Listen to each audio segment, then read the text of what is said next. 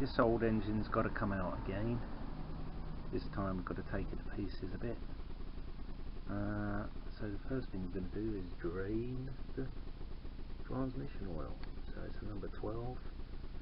Let's see what comes out. Okay, looks like water to start with.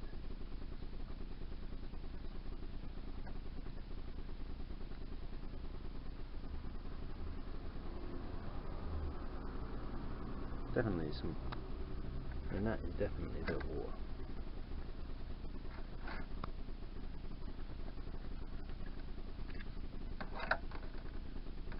Oh man, look at this. What do you reckon that is? Solidified gear. Smells like gears. Oh, crikey. What a bit. Oh man. That is so typical. It's emulsified, I think. That could all be, it's just emulsified. I forgot this is a, if it is a liquid cooled engine, this is what happens with a head gasket failure. So that's why there's so much water in there. It's not because it's been kept out in the river. It's cars. That indicates a head gasket failure, come to think of it. It's starting to pee out now, isn't it?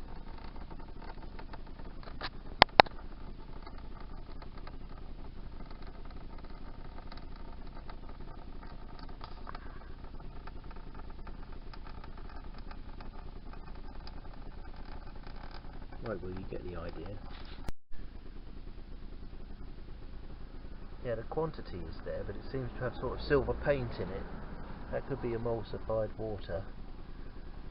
Further to a bit of research, a damaged water pump seal will give you the effect of filling your transmission oil full of water. So it could exactly be what we've got. And I'm going to have a closer look at that. So it's time to take the kickstand off. See if we can't get into it.